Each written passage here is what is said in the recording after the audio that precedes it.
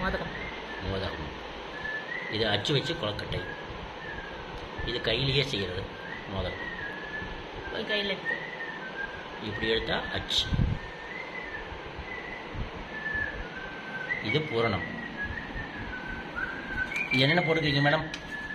தேங்காய், பொட்டுக்கடலை, கரும்பு சக்கரை, ஓகே, ஏலக்காய். ஓகே.